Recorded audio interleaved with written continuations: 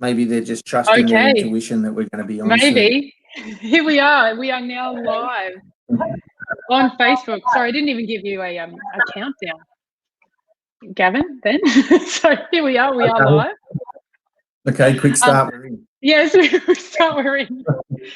For those of you that are watching, please jump on and say hello. Leave us your comments. I'm with the awesome Gavin Hyde. I'm going to introduce you to him very shortly. I think this will be a very, very interesting discussion. Hello, Lorna. Hello, Kara. Again, if you are, depending on what channel you're tuning in from, I may not be able to see your actual name. I'll let you know if I can't. But I'd love to put some of your comments, questions, anything up on here. I think this is a really cool discussion. So we're going to be exploring tonight what is trusting yourself and your intuition versus what is a reaction to something from the past. So it's fascinated me. Gavin, he's going to introduce himself and tell you what he does. He's got a lot of experience in this and can talk to this from 20 years plus experience. So Gavin, why don't you tell us what you do, who you are, and how you ended up here?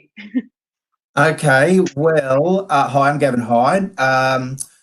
I ended up here because I saw one of your posts, and you were offering something like doing some shows like we're doing now. And if you want to do a talk, put your hand up. So I thought, you know what, I'll put my hand up and have a conversation. So so that's how I got here. I suppose a little bit of a story, not to take up too much time, but kind of what led me to where I am in my life is when I became very interested in how you can manifest your greatest fears, and that kind of come about in the early 90s in my first loving relationship, where I have two children, and my greatest fear back then was that, well, I'll say it, that my greatest fear was that my boy's mum would die and I'd be left to actually raise my kids. And so fortunately she didn't die, but we couldn't make the relationship work. And what ended up happening was I ended up raising my two sons. And so that kind of took me into a place of, I was in a pretty dark place actually at that point in time. And I needed to sort myself out, and that's where it kind of connects into kind of you when I looked up kind of who you are and what you've done, that actually a colleague or a friend actually took me to a presentation back in the 90s, and I was pretty out of it that day. I had a herbal business back then, and so I used to kind of grow and sell green stuff and make sure that it was a good product that was consumable and safe for everyone. So I used to consume a lot of it. And what that did for me was that helped me to not deal with my emotions. Are you talking about marijuana or Herbalife? Absolutely. I got into Herbalife after that. Actually, it was a bit of both. After that. Okay. All right. Right. So you smoked a lot of pot. Okay. Oh, heaps of it. Well, yeah, one was too many and three wasn't enough. Oh, wow. Every day. And so this friend of mine picked me up, took me into, I live in Sydney, took me into the city, and I sat there and listened to this presentation at a company called Landmark Education. And this person kind of there was kind of inspiring to me. And I remember my mum saying to me, Gavin, what you do, don't sign up to anything. So like most things, I didn't listen to my parents. And so I signed up to this course, and then I did this course and another one, and kind of made a decision, hey, I want to be that person on the stage that does this stuff. And really what it did was it kind of helped me to get over my past relationship, but it showed me that there was another filter, another box outside of what I believed to be my life. And so from there, I gave up my government job because I was raising my two sons, who at the time were like 5 and 3. And I actually invested in myself. I left my government job, took a career break, invested in myself, and actually started to study massage because I'd met someone. And that was, we spoke a little bit just before we started about intention. And I know that intention is really, really important. And so my intention for doing that course way back then was actually to meet someone else to get over my past relationship. And 2 weeks later, this lady turned up. She appeared in front of my eyes as the vision of beauty that I'd seen as the perfect woman for me, and we're still together now. So it's a lovely story. She was studying. Beautiful. Yeah, absolutely. Absolutely. Yeah. She was studying aromatherapy. Yep. Sorry to interrupt you. So you smoked a lot of pot, stopped smoking a lot of pot, went and started getting interested in your own personal development, your own experience, stopped being with the woman that you had your kids with, and then you met this lovely woman, and now you are the owner of, and what do you do now? Well, it's just me. It's Gavin Hyde. What I've done in all of that time is I studied sports therapies, natural medicine, kinesiology. I went down the rabbit hole in kinesiology. I've been trained in kinesiology, NLP, energy psychology, hypnosis, all that type of stuff. And so basically my wife and I kind of came together, created a practice or a clinic as it was back then, and we consulted and we trained, and we've been doing this for over 20 years, and it's really how we live our life. My wife's passion is astrology, so we've kind of linked all that stuff in together to come up with our own signature methodology that really just helps people to break free, break through, be the best version of themselves, whatever it is that you call it. So they have the freedom to really be the best version of themselves. So yeah, beautiful, awesome. Have you got any events coming up, or is it you do personal? Funny about that. I know it's a bad time. We were doing lots of live events at the start of the year, and it was kind of really cranking and taken off. And since COVID, since the opportunity come up with this, worldwide phenomenon, we've just kind of taken a bit of a reset. And I've always been a type of person, if everyone's going left, I'm going right. So I kind of tuned into what was right for me and followed those steps, because we're in unprecedented times and no one else can tell you right now what's the best way to go, what's the marketing, what you should do in your business, what you should do in your personal life. And so it's kind of succinct to really how we've been living our life. So we just kind of have continued on. So, we've got some clients that we're doing some work with, and so we just continue doing that for now and just allow themselves. So great. Okay, well, let's get into this discussion. I'm very excited about this. For some of you, so we're going to explore intuition, trusting yourself. Like, what is that? I hear every freaking coach on the planet say it. You've just got to use your intuition and trust yourself and, back yourself and just show up and just do the thing and connect to your purpose. And, it's really simple. However, what does that really look like, Gavin? We've talked about what does that really look like. And for those of you, some of you are Facebook users, may know Gavin or may know me. I'm not sure I'll be tuned into this conversation. Can't see you all. Someone called me the spunky one. I don't know if they're talking to me or Gavin. It must be me. It must be. Because I'm the looks and you're the brains, right? Yeah, this is true. Also, if any of you are sitting there wondering what's happened with Gavin, he's just had a skin cancer removed. That's all that is. He's fine. And that happened when? On Friday, was it? Actually, Friday week. So that's a bit over a week ago. So. Yeah. So that's all that is. Okay. So tell me, you are such an awesome presenter. Again, don't know if you're talking to Gavin, right? Do you know why I can't even trust myself to get dressed in the morning? Oh, it's Janetta. I can't see some of it. Some of the comments say, some of them don't. But anyway, when you first heard me say this, Gavin, and guys, I just want to reiterate, please engage with this. If you have any questions or you have any comments, we will flash them up on the screen and do our best to engage and contribute to the conversation as well. With all your experience, what is intuition? What is trusting yourself? I mean, what does that even mean, or what does that look like, really? Man, that's a tough question, and people have been asking me that for years as well. So my simple answer really is that to put it into a system is, it's a little bit like, for me, taking a breath and just tuning in and becoming present.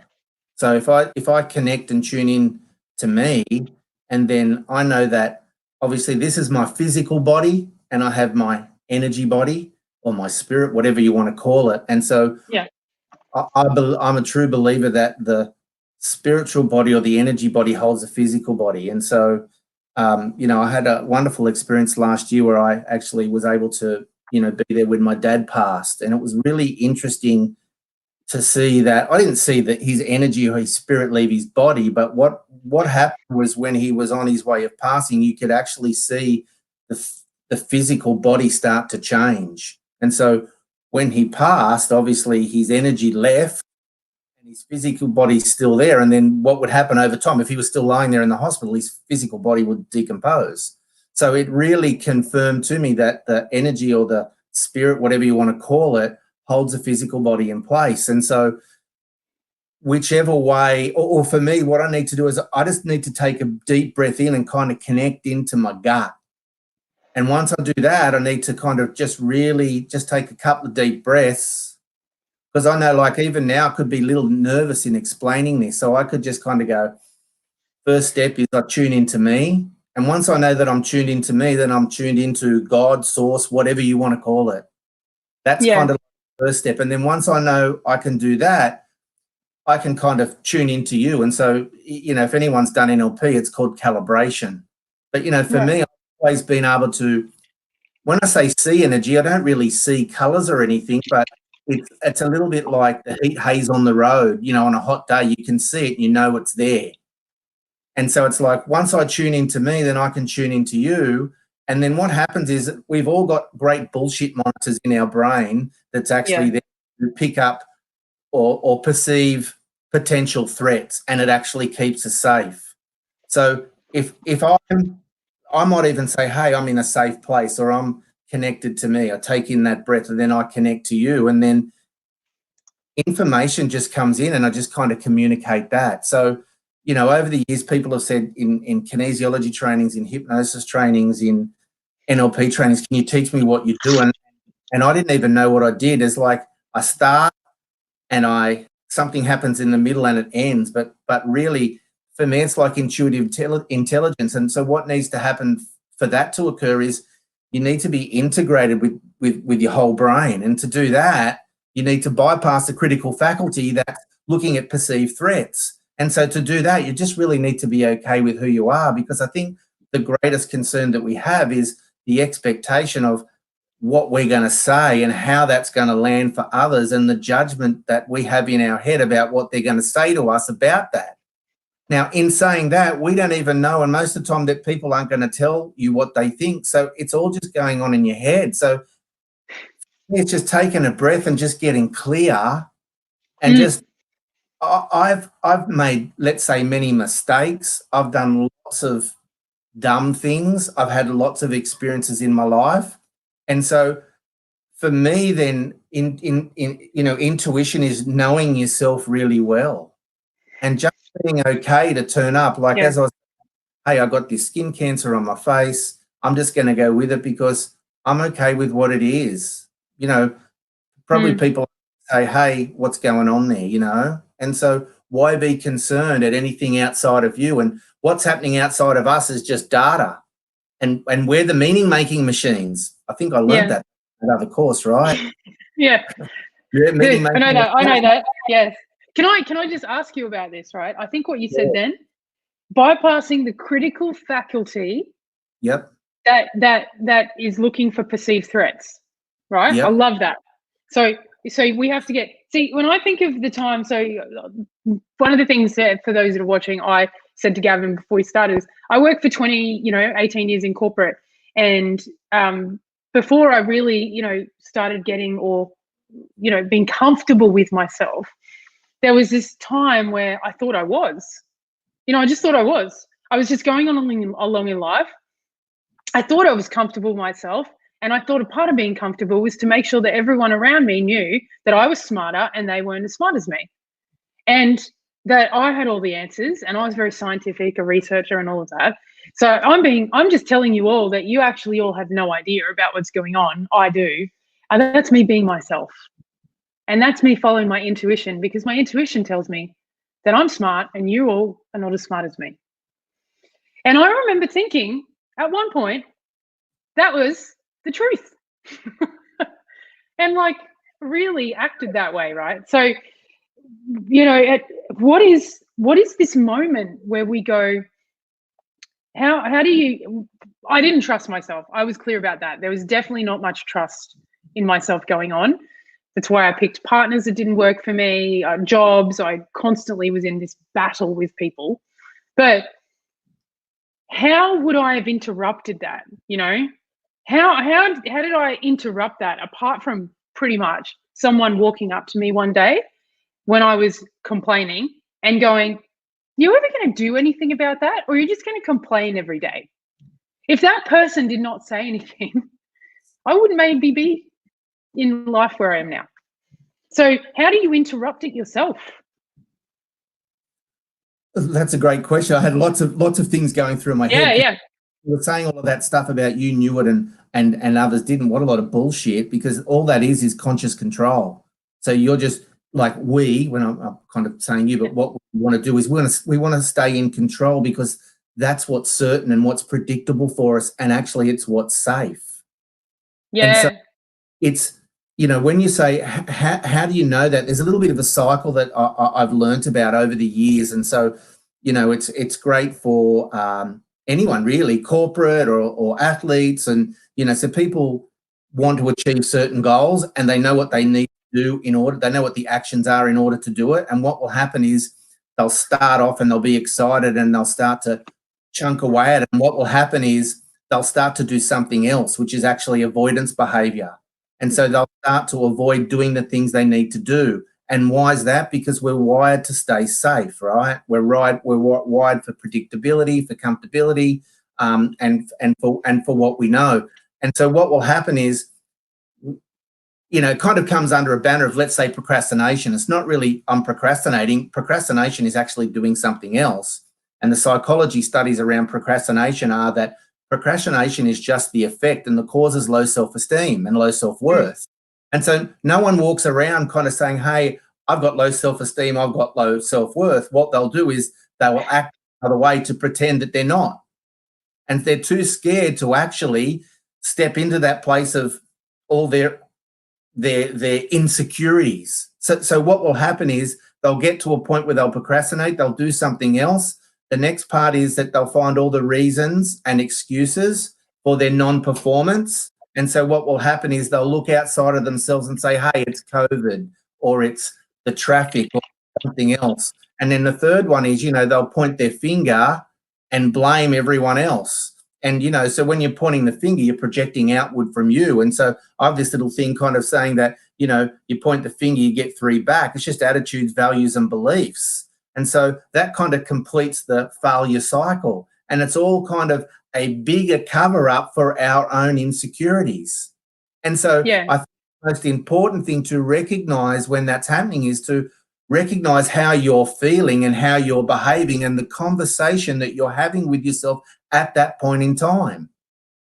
If you're not aware of all of that, you will just be consciously in control to maintain whatever it is, your power, your uncertainty, your whatever, your insecurity. And I think in knowing how that works personally for you, when you stop yourself and then being honest with yourself and saying, listen to here's another one, listen to the racket that you're running, listen to the story you're telling yourself. And so for anyone out there that's done any like mind type of programs and stuff, you'll understand that whenever you're having a conversation with yourself, if you break that down, it's just going to be pictures, sounds, and feelings, smells, and tastes.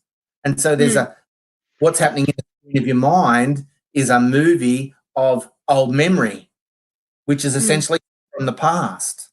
Yeah. And how is it that you break that down every day? Because this is obviously something, I don't know about you, but I deal with new triggers and new things in my environment all the time. And now I just have a whole bunch of cool tools to deal with it, right? So, would you say, and this is what I mean, how do you go from trusting yourself to this, using your intuition to deal with that? Because you've got a whole lot of tools. I mean, you said rackets and stories. For those who don't know, that's from a modality called Landmark, as you said. That's the distinctions from Landmark. But you've got different tools you could use from NLP. You've got, from, by the sounds of it, you've done lots of things, Astrology, all sorts of tools. Yeah. Right. But how, in the moment when things are happening, how do you go, I'm going to use the trust in myself. I'm going to use my intuition here. How do you do that and connect to that and leverage those tools maybe? It's tuning into my feelings. Okay. What does that look like? Yeah. What does that look like? Wow, what does it look like? Well, I'm probably going I'm to watching you. I'm probably going to go a different way and kind of go, what does it look like? Well, I just feel it in me. Yeah. So you sort of stop and go, feel? It may like be if I have a sense that either my face gets hot, yeah, my thoughts are racing, the speed of my thoughts are racing, or I feel sick inside, or my mouth gets dry, it's all the internal stuff to check in. It's like these internal checks. And right. so what will happen is, like the other day, I had some tests because my dad passed away last year. And so the doctor kind of said, when I was getting this kind of this side, the skin cancer thing started, she said, well, because it's hereditary and in the family, maybe you should go and have these tests. And so what was happening was, here I was having these tests, and it's the first time I've done these type of tests, and also with my dad not being here. Like, he passed away last November. And so I started to get sweaty. I started to think fast. I was being short with my attitude, and I was being angry. And so I know I was in that space. And so what I need to do is stop. I need to stop and just take a breath, because what I know is that whilst that's happening, my inner drivers are going to run me, my old patterning, my program, my fight and flight response, my nervous system, which acts automatically looking at these perceived threats. They're actually keeping me safe. And so I had to work at this and work at it and work at it. And I had to keep breathing and talking to myself. So I had to recognize when I was, let's say, off, when I wasn't feeling and thinking too great. And when I had an opportunity, I had to kind of reflect into what was going on. And when I kind of tuned into that, I was fucking scared. Now, I didn't realize at the time I was scared, but what I actually tuned into when I tracked all of this in my head was that I was scared that I was going to die.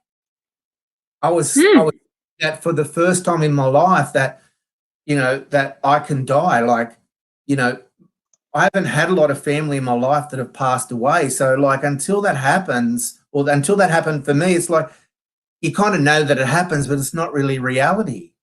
No, that's really good. That was a really great description. And a couple of people have even, where are we? Totally understand it. How do you get over the fear and say, no, I'm going to stop and be me? Again, I can't see who your name is just because of the platform that we're on. What are your tools? I know who that is, Anastasia, just because of all the emojis. It's funny, she's got an emoji brand.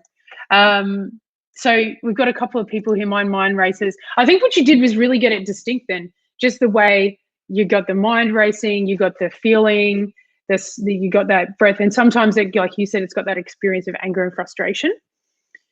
Sometimes. Well, that's what we call it, but it's really not that. If you tune into you, it's just a sense of feeling inside. But we name anger, frustration. Well, that's what I was thinking, because there are times where that happens. Like you even said, you mentioned it around my own blueprint, right? That I get anxiety. That is a trigger. That's what I call it. When I speed up and I'm becoming overwhelmed. Yep. And there's a speed up. I get that experience. I call it anxiety. But actually, sometimes when I'm listening to you do that, sometimes it's not a negative thing. Sometimes it's not anger and frustration. Sometimes it's like wanting to be perceived to look really good. So it's like there's no anger or frustration there. I might just be anxious that I'm not looking as good as I can, or I'm anxious that I'm not potentially seen well, or that I'm going to be found out that I'm not actually as great as someone. Or do you know what I mean? Like absolutely. And I'm glad that you brought that up, because that there is an example of when we get concerned inside, where we don't listen to it and we go outside. So, we're now concerned about the possible outcome of how that's going to land. So what happens is we kind of disconnect from us and separate from ourselves because we've learned to do that. We've all had stuff that's happened in our life where we felt pain, or the outcome of that is where we felt pain or hurt or whatever that might be. And so whilst we kind of move away from ourselves, this part of the brain kind of recognizes a perceived threat. Not that this happens, but this is how I explain it, that we move away from ourselves to kind of keep that little child or that part of us inside of us safe. And then we create this distance between ourselves. And so for me, the distinction for how I do it is when I recognize that's what's happening, then the opportunity is to chunk down into the feeling, because when you can chunk down into the feeling, that's really what the body's crying out for. Hey, have a look at this. You know, potentially something here, it's a warning or a signal or a trigger of something. Now, if you leave yourself or separate yourself and go out to be concerned about what others think, that's just you being in control of not wanting to be hurt on a deep-seated level, right? Yeah. So reverse engineer that. And I agree with you, for you personally in your blueprint, that it can be a good thing. Absolutely. You can use it to an even better way when you recognize that and go inside and use it rather than allowing it to use you. Now that's gold. I love that. Use it, not allowing it to use you. That's great. And when you say inner child, I'm glad I brought this up. So inner child, what we're referring to, and I'm just assuming here, so please correct me if you say it differently, is really a memory state. It's a memory from the past of who we were, what we experienced in a moment when we were very young. Absolutely. So it's our inner child. Like a sponge. Absolutely. The brain's like a sponge, taking in like all this sensory data, and it has to be, and it just takes it all in, and it just goes into a filtering process, and it kind of becomes who we are. Yeah, so we've got this, like you said, neurologically, we were absolute sponges. The elasticity in our brain of what we could and couldn't absorb in terms of information was huge. It's like huge absorption. So here we are, we're 5 or 6 or 7, and all this stuff happens to us, and then we develop so much memory around that age, and it's so vivid. And we still can look back. I can now, at 38 years old, look back in moments that happened at that time, and it's so vivid. And we call that our inner child. And this is from what I understand, a lot of our reactions to things and our automatic triggers to threats come from those times. And I know for myself that not being liked, I should say, is a threat. So therefore, I'm always trying to be liked. So here I am thinking I'm using my intuition or trusting myself.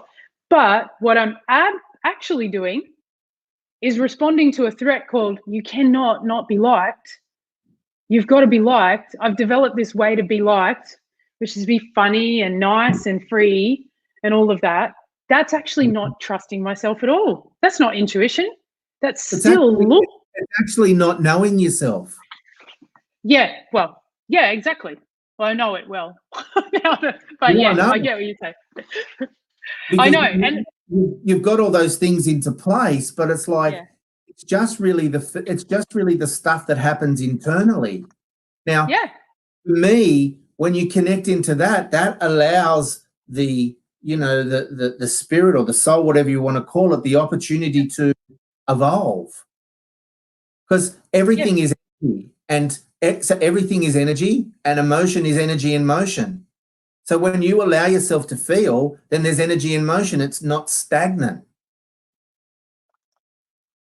Yes, and this is the interesting thing, right? Until I started really looking, I used to call that my trust and intuition. That was it. And then my frustration and anger, I'd have anger and frustration, which I was always trying to hide from people because, being angry and frustrating doesn't look good, doesn't get you liked. So, you got to hide that. You got to pretend. I used to do a lot of pretending that I wasn't angry and that it's not that I wanted to be liked. I really was this way, and actually just ended up making really, really poor decisions. Like who my partners were not appropriate for me. because it was all inside of this wanting to be liked, hiding who I was, and it kind of like stuck. But I would have called that who I really was. But it's not who I really was. It was all to protect a 5, 6, 7-year-old from a threat. Absolutely. It just really, at the end of the day, it comes down to safety, doesn't it? And that's how we're wired. And you know, your experience that you have is valid, and that was all true for you at that period of time, for you as who you are, and as you become even wiser in your years of experience, things happen and things don't work like they or there's a reoccurring pattern. And once again, I would say, for me, it's not understanding who we really are. And so this can be, I would bring in the astrological part here. I was just going to ask you that. Not from a fortune telling tool, but more from a tool of behavior and psychology.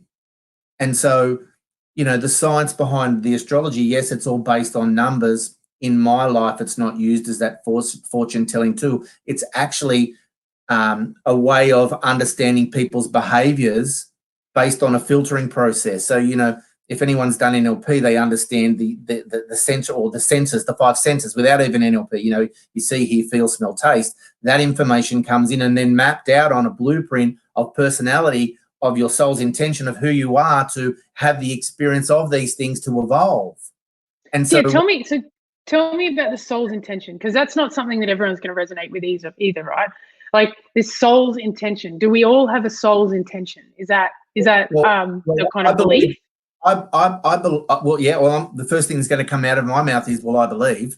So then I'm going to say, I could say, well, hey, it's written in the stars, but we can kind of laugh about that. Now, I'm hearing my wife's voice now saying we don't have to know anything about astrology for it to be happening down here on the plane. And so it's not about twisting someone's arm to say, blah, blah, blah, blah, blah. But I believe that, like with the experience I had with my father, once his spirit left the body, where did it go? It goes somewhere, right? So I'm not bringing that up for debate, but it goes somewhere. And I believe in the different layers of energy. You've got rain, steam, ice. They're the same thing, but they're just different frequency. And so this energy, in let's say a spiritual sense or in a soul sense, has to be somewhere. Down on this physical plane, it's a different vibration or a different frequency. And so we kind of get contained down here to have this physical experience. So I believe we're energy beings in a physical body.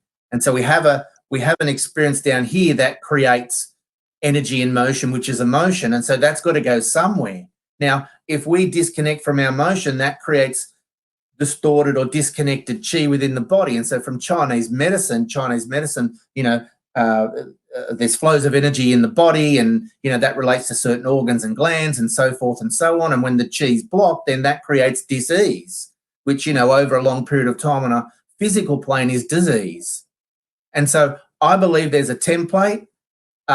It's helped me to understand who I am. It helped me to understand my kids. It helped me to understand my relationship with my wife. Like, in all honesty, I'm like, so what does it mean down here? And I would also say, my wife would say all of the things. And I say, but what does that mean?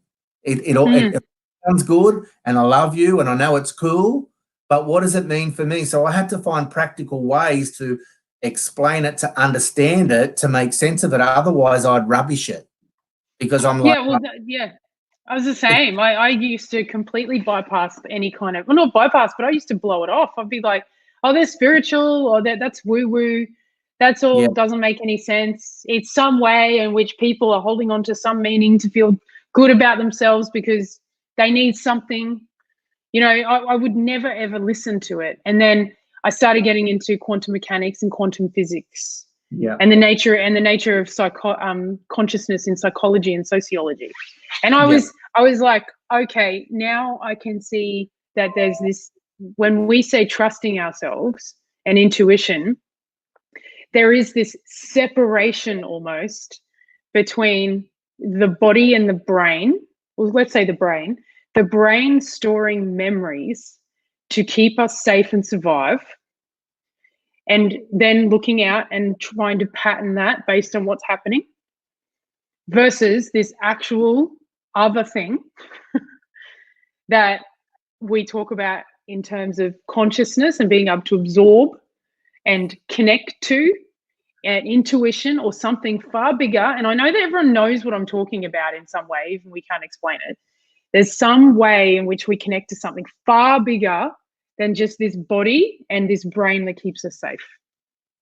Yeah, absolutely. And so for me, it's like when something's not running right in my vehicle here, if I connect into it, if I'm accepting of the things that aren't working, I think that's the most important thing. When things are going well for people, it's okay. I'm happy. I'm this because, you know, I've got clients coming, I've got money in the bank, I'm in a relationship, things are, oh man, all this awesome stuff happened. But it's when stuff doesn't work, that's when the testing really comes, because when it doesn't work, you go into survival safety mechanism, and from a brain body, which aren't actually through the nervous system in this part of the brain that's like the bullshit monitor that's looking out for perceived threats. In 1/500th of a second, it's going to send a message that, hey, something's not safe. It's going to send an experience outside of you is not safe.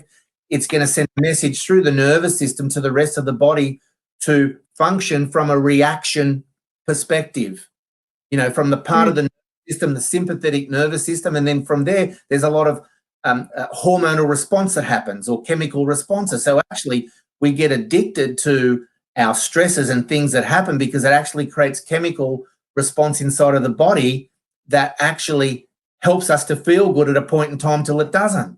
And so this is a cycle. You know, I realized this when I was working with clients in the clinic, maybe 2006, 2007, when I was practicing kinesiology then, and someone said, so how long does this last? And I kind of said, well, it lasts as long as how well you manage stress. And then I'm like, wow. So I am thinking I'm doing this awesome stuff, which by the way, for me was awesome, and people got awesome responses. But I'm like, if I can't help them to overcome this neurological wiring inside of their body just by doing some energy work or putting crystals on them or whatever I was doing, right, which I thought was pretty cool and it worked, and I'd seen heaps of good stuff.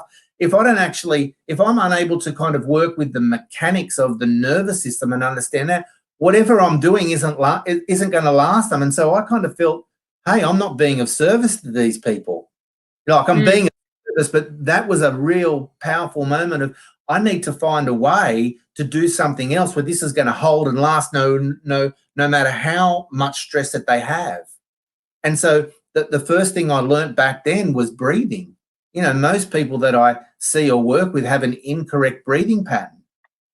Now, if you have an incorrect breathing pattern, you're not even, because of the unconscious mind controls your breathing, if you're not even aware of that, you're in fight and flight, in survival all the time. Yeah, right. So then you just get addicted to the chemicals inside of you, which you're not aware of, but what will show up in your world is all of these potential threats. So for me, I had to find ways where I could hijack that part of how I was working and find a way to kind of bypass that, to get into the emotion or into the pain or into the problem. And then let's say first step, take a breath.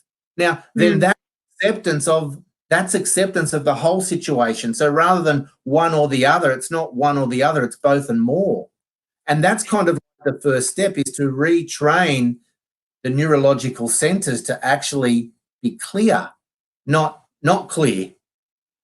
You know, they get so, it gets so caught up in the outside noise. And so it's really, I suppose when I think about, you know, when you say, what do you do? What do I do? There's heaps of stuff that I do, or there's heaps of tools, but it's like, this is really fine tuning how people respond to, let's say, when you ask them questions about themselves that their bullshit monitors wants to protect. And so it's kind of, for me, have, you know, gained an experience and an understanding of, I would see people talking, they'd talk and then something else was going on. I'm like, something's not right here.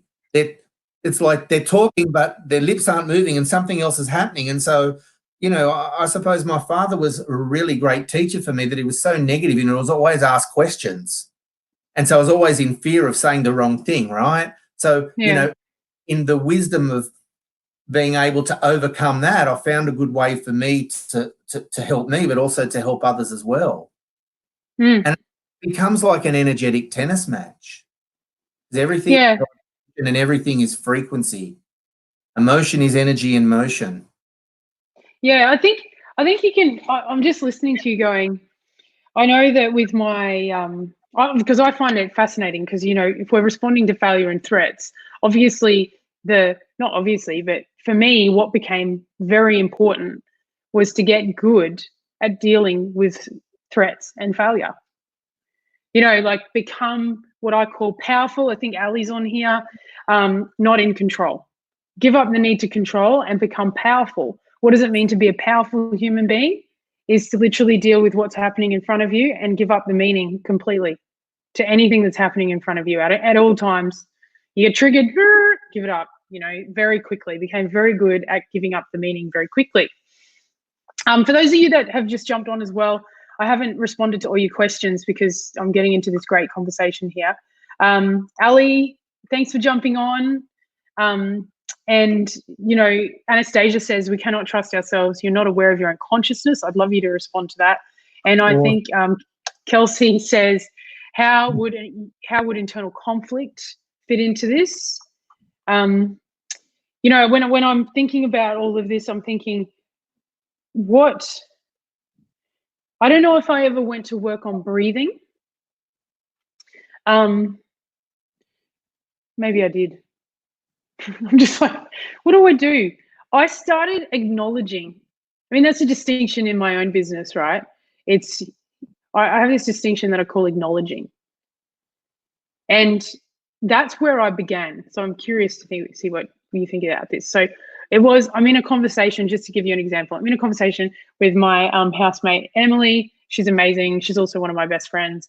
And she's like great with me. And then suddenly she's, you know, high energy and this, that, and the other. And then suddenly she's quiet. She's giving me short answers. She seems pissed off just in her body language. Now, if I'm to look at her, she's not really any different. She's doing this. She's just looking at me and looking away. It's just that my brain has recognized patterns in the way she reacts or we interact. Yep. Those patterns, the interaction patterns change. And then we have this thing called, like you said, energy. Like, I can't explain it. We call it body language, whatever. But I notice her energy is different. And then you look at the science and then you've got the frequency. Her frequency is dropped.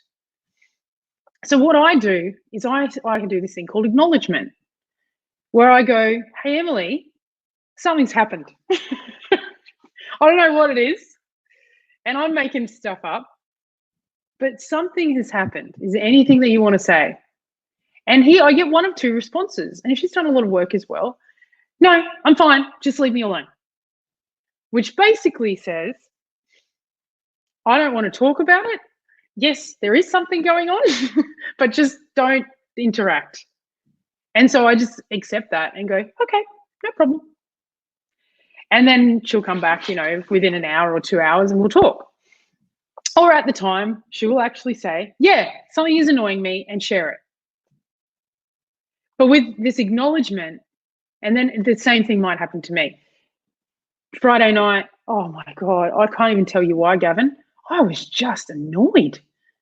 There was no reason for it. But I just had to get that I had this experience in my body that was making me annoyed. So I just acknowledged it. I'm annoyed. I even got on a Facebook Live, annoyed. And I said to everyone, if you're expecting this happy Jess, it's not going to happen because I'm being annoyed. And I was then able to express myself inside of the experience I was having. So what am I trying to say here? What would you consider in terms of that? Like, what does that bring up for you? What do you think about that? Well, to me, it sounds like that's a process that works for you. So, you know, I can relate to that. And so for me, it's pretty similar as well. So, you know, I use the word accept, but I need to acknowledge the stuff that's happening.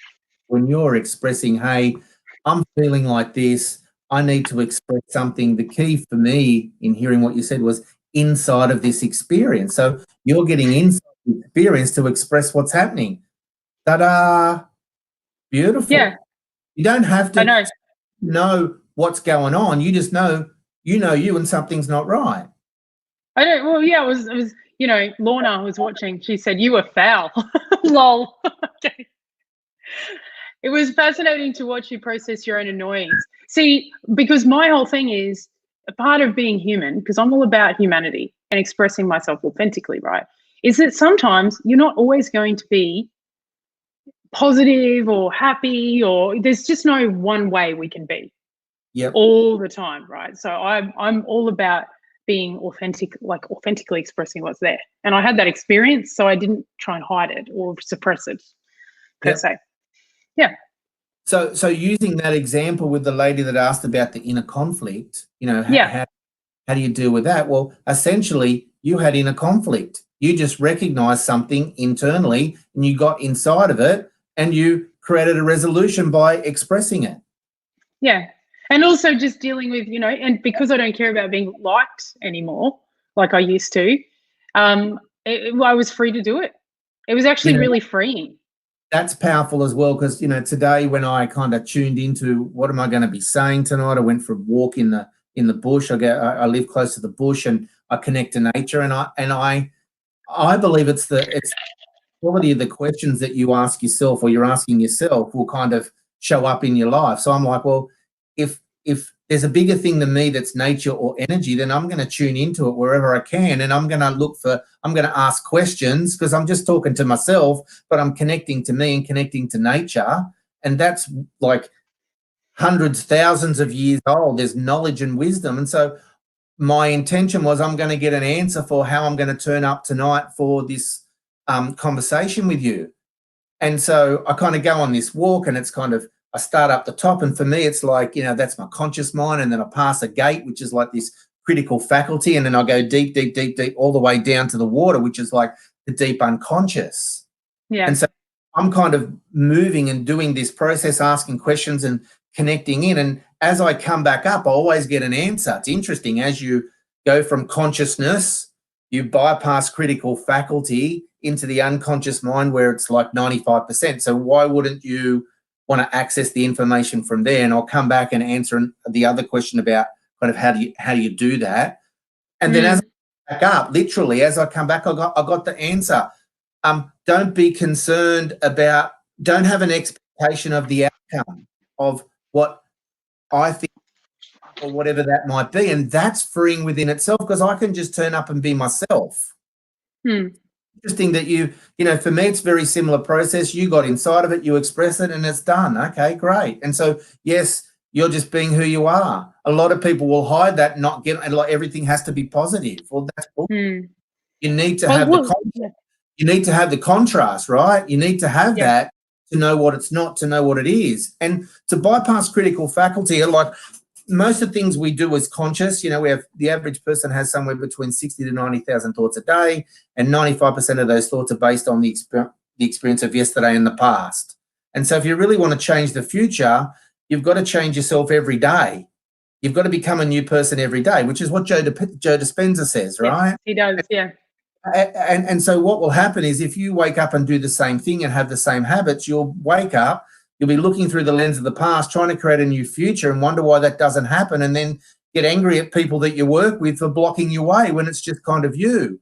So the thing I want to say about this critical faculty in consciousness and unconsciousness was I bought a coaching franchise about, 4 or 5 years ago, and most things that I've done and we do in our life is conscious. So when I learned hypnosis, you learn it unconsciously. When I learned kinesiology, NLP, or any of my schooling, I learn it consciously.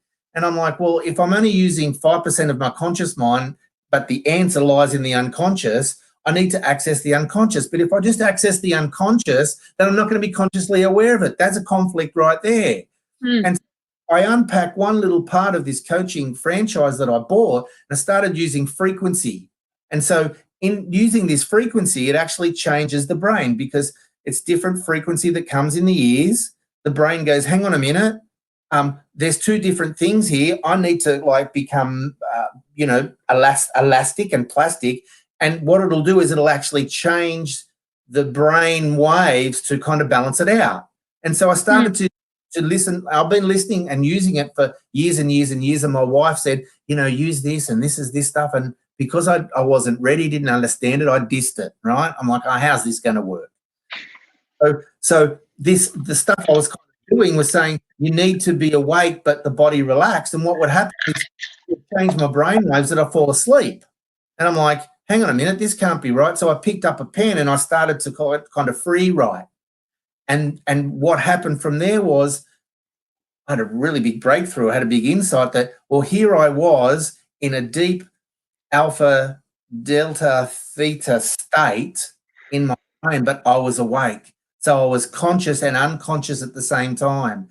And so through all the years of training and practicing hypnosis, NLP, kinesiology, and all the things that I've done, what I realized was I don't need to teach that anymore to people because it's just processes and techniques that you don't really get unless you practice it every day. That this is a way now where I can chunk into my unconscious by doing this process and be consciously aware and start to become super creative to access this prefrontal cortex in my mind that's going to change the whole stress pattern within my nervous system, that's going to create a whole new highway of chemicals within my body. And from there, I actually started to map out and put together a whole different lot of programming. That's awesome. That I got goosebumps when I talk about that, because that then showed me what my magic was. It's like intuitive intelligence.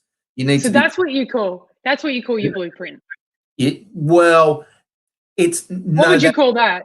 Because that's very intuitive. What you just tapped into then is you found a way to access and practice your ability to tap into the parts of your brain which access your full creativity, and I call it the collective conscious, or infinite intelligence is what I call it. Well, it's kind of, for one, it's kind of the blueprint gives me information of knowing who I am and what I like to do. So I like when you said, hey, unpack some stuff and we're gonna go deep and this is gonna be raw. I'm like, okay, sounds like conversation I have every day, right? So good. It's like, well, this will work. You know, I think that we can be aligned. So it's kind of that's a really difficult question to ask, because it's a combination of all of these different things to understand me. And so, but what it did was it gave me a structure of understanding that, yes, I like to go deep. Yes, you know, in my blueprint, it says I want to go deep. This is just one part of my personality that says I want to perfect it. It's all about the truth. It's all about the meaning. And I've been on a search and a quest for like 30 years, and I keep going there to really find out who I am. And so when this happens and I get this freedom and this feeling inside, I go, that's who I am. So then consciously, I then learn more and understand more about my behaviors and my patterns, and then I can relate to all these things that are happening in my life. And instead of beating myself up, I kind of go, fuck, that's who I am. Wow. And this is what I could say, well, hey, then I accept, I acknowledge me, but for me, I just use the word acceptance. Now, once I get all of that in place, quite complex in that, then I believe I'm aligned to who I am, who I really am. Now, action I take from there is aligned action. And that is the truth. And that takes a lot of trust, because it's all unseen. It's all unknown. It's not conditioned to what else says. You're almost like, from what I can hear you're saying, you're almost saying you do sort of this work with yourself to line you up and to have you on this frequency vibration of your own experience of yourself. Like you're saying, who I really am, I kind of line up with that. And once you're there, you get access to the kind of creativity, the kind of thinking that you don't usually have access to. And then you'll have new things show up as new actions, new things to take, new ideas, and you just trust they're the things to do. Mate, you don't even need to know. This is my whole life's evolution. And the more that I've followed this, which is the big word for me, trust, the more that's happened in my life. But it's come from examining me and who I am. And so I believe I'm here to explore the depth of the depth of, let's say, who I am. Or I'm here to take this journey, bypass critical faculty, I can put it into a framework of another modality, right? To bypass critical faculty, to go into the depth of the unconscious, explore that, and then become conscious, bring it to the surface and share that with people and the wonders of the universe. So it's like it has this collective consciousness and this, this depth into, if you want to call it, Mother Earth. So there's connection. Yeah. And I think, so I'm just going to bring it back to our topic, because this is great. Everything that you've just said is great. What we've explored is what's not our intuition or trusting ourselves, which essentially is that critical faculty that identifies the threats and failure and all sorts of things to keep us surviving. We got that really distinct, what that looks like, right? And it can even look like positivity. It can be like, oh yeah, everything's great, but it's still reacting to something from the past. Still, absolutely. We're afraid something's going to happen, so we have to be positive, because if we're not positive, then we're all going to die. Or we're negative. Anyway, we got that distinct. Then we got distinct this intuition, this experience of actually this kind of different physical experience. You could even say, from what I can hear, it's actually quite a joyful experience, a joyful vibration. And it starts to open up ideas and you can see things you didn't see before, and you see actions to take, and then you take them. There's no knowledge of what's going to happen, but there's trust. Absolutely. That's that intuition that you speak of. Absolutely. The knowledge, it's not that there's no knowledge, I'm just not consciously aware of it, but the collectiveness. So I'm, you mentioned the quantum physics. I'm tuning into the field, right? I'm tuning into the field of ability. Quantum field, yeah. Now, I use that through my blueprint and my astrology blueprint. Every day I use that because I know that that's in the quantum field, that I know I'm on this physical plane. So I kind of connect into, I do a process, go dig deep, and I go into like meditation, like trance-like state, if that's what you want to call it. And whatever's happening in my body, I just connect and let it go back to the source, if that's what you want to call it. Because for me, my belief is that's the only way that we can evolve this physical experiences, to connect and let it go back to wherever it goes. And then more light comes in. Let the dark go and more light comes in. There's your yin and yang concept. And so it is. For absolutely, for me, and that's flow. And so like this is my life purpose, not to make $1 trillion. My purpose for being here is to explore me and to share that in my world. It's so interesting that you say that. And I say it the same way in my own business. I'm about having people connect to their unique expression of themselves and share that with the world. Right? It's very similar. It's the same thing you're saying. It's like, actually, how I do that is the same. I explore me, explore the parts of me, explore all of the, the good, the bad, the ugly parts. Why did I do that? Why was I such a jerk that day? I explore myself, and it's in that exploration that I get free, and it is that freedom and that connecting to things and connecting to what I love to do, what brings me joy. We're trying things out, being creative and innovative and doing all that stuff that I love to express. That is the things that other people go, I want that. Well, they have it. It's just a matter of access, right? Yeah, self-expression. It's expressing oneself. That's all. Well, different ways to express oneself. Being okay to be scared, utilizing what scares the shit out of you, really connecting with that and going, well, like you've become aware of, well, I'm going to let go of being concerned about how people see me. Now, that's massive. And I think that's only something that can be taught through experience. Yeah. Well, I was just thinking that, right? I'm like listening to this listening to all these amazing people that are watching, and you've got Jen and Ali. Thank you so much for your comments. For those that are jumping on, we'd love you to keep commenting. But I'm listening to all this, right? There's going to be people that may tune in and go, listen to that crap, right? I used to be one of them. I was thinking, what would touch the minds and hearts of those people? But, maybe at some point I actually gave up on that, Gav, and went, no, I'm interested in sharing this with people that want to know about it, Yeah. that want to connect with this. I'm not out here to convince people if they don't want to be convinced. It's an opportunity. Yep, absolutely. I think, when I look back over the last 20 years of doing this type of work, when I reflect, it's like most likely I tried too hard. I tried too hard to make it work, or too hard to try and twist their arm. You know what I mean? And I think the less, it's not that I don't care, because I really do and I love it. But the less I'm concerned about, I think what I need to do is I need to take myself out of the equation.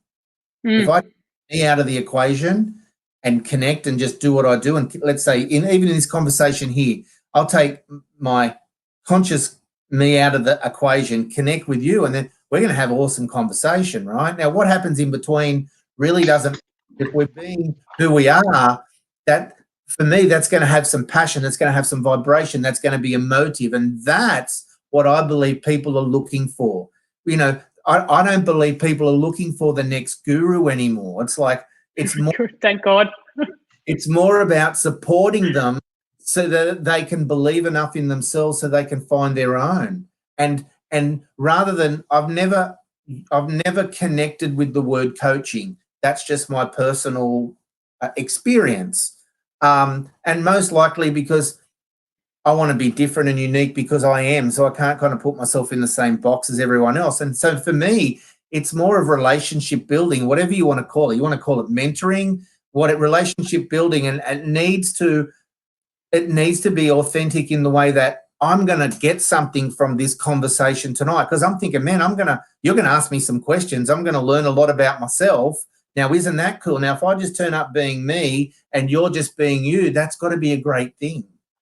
Yeah, totally. Have you, just on that, you may not have seen the acronym that I've given to the coaching consulting trainers world.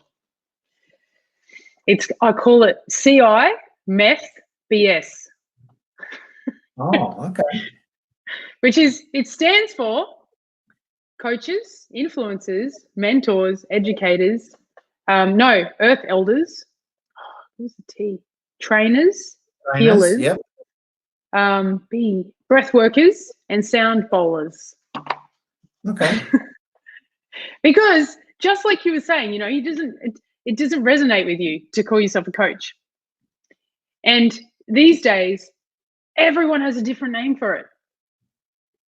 Everyone is like, we've got earth elders and we've got sound bowl healers, and we've got everyone's got a different name for it, because everyone has a different self-expression.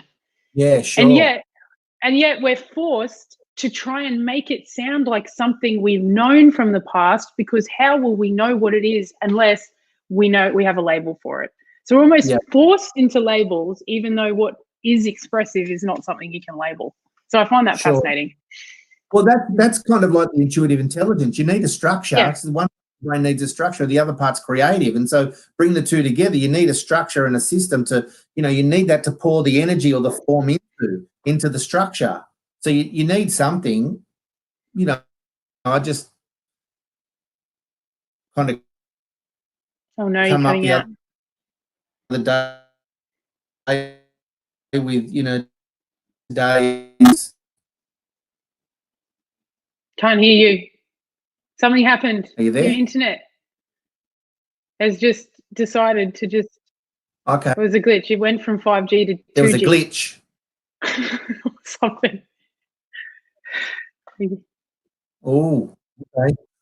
Oh, it's still happened. free. Oh, hang on. I think Maybe you might be. No, you're gone. Oh, it's going to be annoying. Maybe I can see you. You there? You there? I thought I would just try something else to see if that happened, but you can. Well, that's annoying. It's the Russians, says Lorna. It's always the Russians. It's definitely, it's not the Russians. So I think we're probably coming to an end anyway. We've gone well over 45 minutes, but this has been an incredible discussion. I think, what we intended to go out and do was to have a discussion on what intuition and trusting yourself was versus reaction from the past. I definitely think we got that clear. Is there anything, just everyone who is interacting, Diddy, Anastasia, Jennifer, Vorna, thank you, Ali, what does this last name? Label thing is tricky. We don't want to be labeled, but we do need some kind of recognizable label so we know how to serve. I know it is, it's hard. You know, I feel like I'm a different person every day, but I have to call myself, you know, I'm a business coach, I guess. Well, I'm a business trainer and facilitator, business owner. I don't know, you know. Anyway, any final words for you, or anything that you just, you know, connect to your intuition and feel as though you need to express before you leave? I just want to say thanks for the opportunity. You are so welcome. I've really enjoyed it. It's been awesome. Thanks for everyone that came on, and I hope that you got something from it that you know you can take away. And if you have any questions, I'm happy to answer them, or whatever that means. Contact me or whatever, or Jess. But all in all, I'm just grateful for the opportunity that, you know, I can just be myself. Yeah, you are so welcome, and thank you for having such an awesome discussion with me. I mean, these things, sometimes we have these conversations in pockets, but you know, this goes on to 4 channels and is watched by hundreds of people, if up to 1,000 people. So, you know, really? it means that, yeah, it means that this conversation goes out and Cool. it gets into the collective intelligence.